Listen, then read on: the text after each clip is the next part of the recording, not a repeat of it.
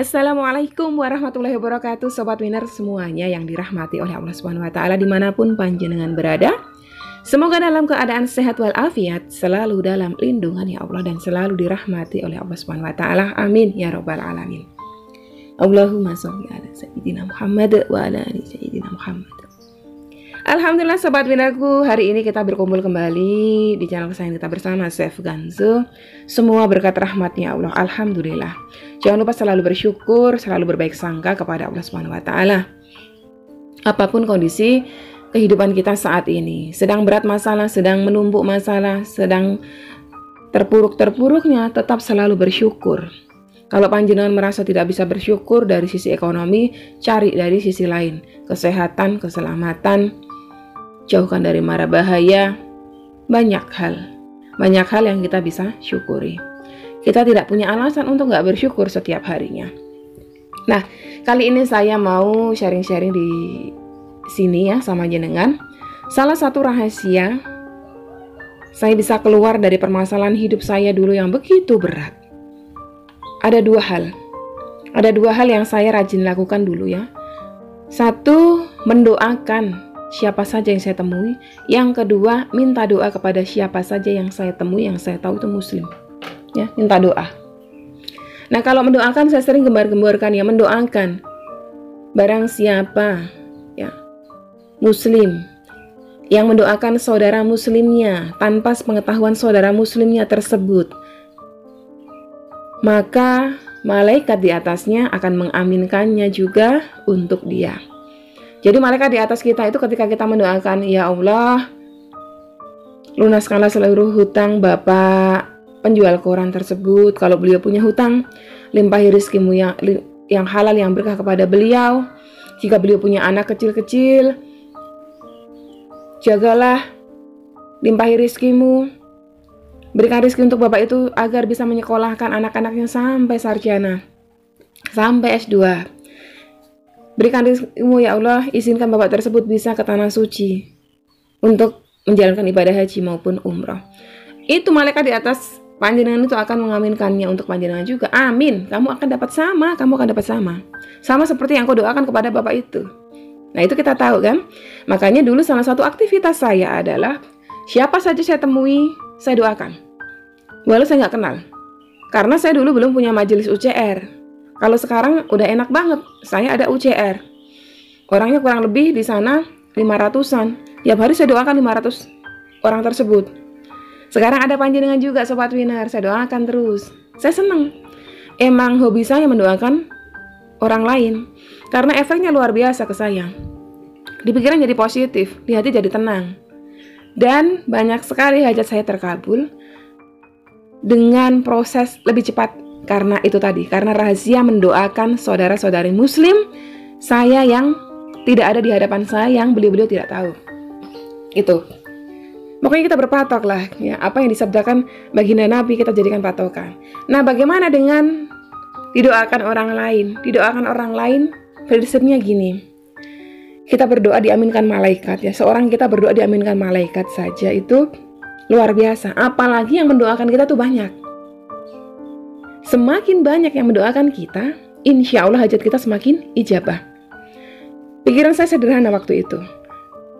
Saya tidak pernah tahu dari lisan yang mana doa hajatku ini terkabul. Bisa jadi melalui lisanku kalau Allah ridho. Bisa jadi justru melalui lisan orang lain kalau Allah ridho. Nah, semakin banyak saya minta doa kepada saudari-saudara muslimku, insya Allah semakin cepat doaku terkabul. Pikiran saya di waktu itu di situ cuma satu itu aja. Jadi gimana caranya saya sebanyak-banyaknya menebar benih? Saya yakin di antara ribuan benih yang saya tebar itu pasti ada yang numbuh satu di kepala saya situ. Makanya siapa saja yang saya temuin, saya mintain doa. Saya masih ingat waktu itu, satu ketika saya pulang kantor. Pulang kantor itu kisaran waktu itu masih sebelum pandemi jam 4-an. Saya kaget tiba-tiba di tangga tempat tinggal saya di Semarang ini kan, saya di lantai 2 tuh. Di tangga saya ada ibu-ibu tua tiduran. Saya kaget, ternyata Bukus. Bukus ini adalah tukang pijat langganan saya yang rajin saya panggil seminggu sekali. Hari itu tuh saya nggak manggil beliau. Saya kaget kok bisa masuk gitu. Ada yang bukain kunci kah di depan? Ternyata ada. Oke.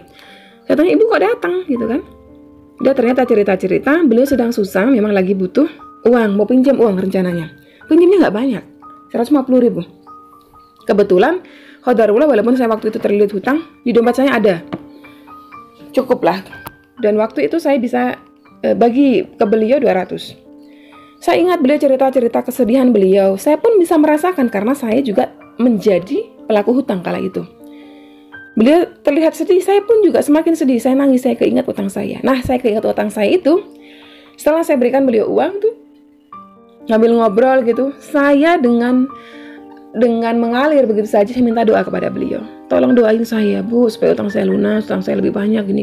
Saya nangis betul tuh. Saya nangis betul. Bu Gus sendiri juga kayak terlihat sedih gitu, mendoakan saya, betul-betul didoakan begitu. Beliau angkat tangan beliau, berdoakan saya. Masya Allah, hati saya ketika tenang. Dari situ, saya setiap kali bertemu dengan siapa aja di jalanan, ya ada pengemis jalan, saya sengaja samperin. Saya minta doa. Ada tukang beca di jalan, saya kasih rezeki sedikit. Saya minta doa. Karena saya tuh kala itu berpikir gini, saya mau minta doa sama ulama-ulama besar, ulama-ulama yang soleh, yang alim. Di mana jalurnya saya nggak tahu.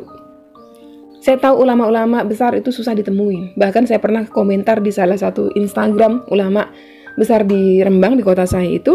Karena saya melihat beliau itu ngejawabnya random gitu. Kadang ada yang minta, Gus tolong doain supaya saya hamil gini. Didoain sama beliau itu saya senang banget. Saya cuma baca komentar beliau didoain senang. Saya dalam hati beruntung banget. Ini ibu ya didoain langsung sama Gus gitu kan. Tapi saya mencoba gitu, berkali-kali mencoba komen minta didoain. Mungkin karena ya beliau juga nggak mainan sosmed setiap hari, ya nggak beruntung saya gitu. Nah saya berpikir, kalau saya nunggu ulama besar ya kan, orang alim, lama gitu kan. Siapa saja yang saya temui, saya mintain doa. Karena prinsip saya tidak pernah tahu. Mungkin beliau kesannya orangnya lusuh, kumuh gitu kan. Tapi mungkin di balik aktivitasnya dengan pakaian kumuh itu ketika terdengar azan, beliau bergegas cepat, ganti baju, ya, mensucikan diri ibadah. Selalu berbaik sangka. Mungkin kelihatannya beliau bukan orang soleh, tapi sebetulnya beliau adalah seorang yang menyembunyikan kealimannya.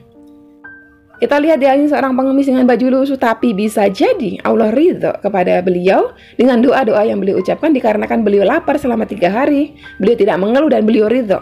Dan Allah ridho sebab itu. Bisa jadi kita lihat seorang itu tidak berilmu, tapi sebetulnya dia sedang menyembunyikan keilmuannya, kealimannya, dan Allah ridho akan itu, maka setiap doanya terkabul. Bisa jadi kelihatannya beliau adalah seorang yang tidak pernah ibadah, tapi sebetulnya mungkin beliau adalah seorang yang ahli ibadah, tapi menyembunyikan ibadahnya, dan Allah ridho akan itu. Bisa jadi yang saya mintain doain adalah seorang istri yang teraniaya, yang dianiaya suaminya, yang dia tidak pernah mengeluh, tidak pernah membantah, dan Allah ridho akan itu, sehingga setiap doa-doanya diijabah Allah. Bisa jadi ini saya lihat seorang anak kecil, ya, yang mungkin ada anak kecil gitu kan, tapi bisa jadi dia adalah seorang anak kecil yatim piatu yang tidak punya orang tua, yang dizalimi oleh keluarganya yang lain, dan dia tidak membalas, dan dia ridho dengan itu, dan Allah ridho sebab itu, dan doanya dikabulkan Allah. Maka pikiran-pikiran positif itu, baik-baik sangka itu yang saya tanamkan di kepala saya, di hati saya terus minta doa kepada siapa saja yang saya temui. Siapa saja yang saya temui. Saya tidak pandang bulu, selagi saya memperhatikan dia adalah seorang muslim, saya minta doa. Dan qadarullah ya, alhamdulillah, doa-doa tersebut diijabah Allah. Keluar saya dari lilitan hutang. Saya tidak pernah tahu dari lisan yang mana doa saya ini diijabah. Bisa jadi dari lisan saya, bisa jadi juga dari lisan beliau-beliau semuanya yang dengan ikhlas mendoakan saya. Jadi sobat winarku, sebesar apapun masalah panjenengan, terus melakukan kebaikan, terus muhasabah diri, terus perbaiki amal soleh, terus perbaiki kualitas ibadah kita, sholatnya. Jangan lupa berdoa dan mendoakan orang lain. Minta doa sebanyak-banyaknya. Karena doa adalah senjatanya orang mukmin. Itu sudah disampaikan oleh baginda Nabi Muhammad SAW. Jadi doa itu adalah senjata kita. Rasulullah SAW bersabda, janganlah menjadi lemah dalam berdoa, karena sesungguhnya tidak akan binasa seseorang selama dia berdoa kepada Allah. Selagi kita mau berdoa memohon kepadanya, niscaya kita tidak akan binasa. Binasa dalam hal ini kita lemah. ya kan? Kita lemah, kita menjadi down, kita menjadi putus asa. Kita tidak akan mengalami itu selagi kita masih berdoa kepada Allah. Jadi perbanyak berdoa untuk diri sendiri, perbanyak berdoa untuk orang lain, doakan kebaikan, perbanyak minta doa kepada siapa saja. Bahkan saya saking dulu menyadari semakin banyak orang mendoakan saya, semakin bagus. Saya tuh setiap kali nonton video di YouTube, di channel siapapun ada yang minta doa, saya doain. Saya doain dan betul-betul itu nggak cuma aku ketikan, semoga begini, tidak. Gitu, betul-betul saya doakan seketika itu, minimal saya bacakan Al-Fatihah. Ya karena saya fakir ilmu, saya taunya itu ya saya doakan itu.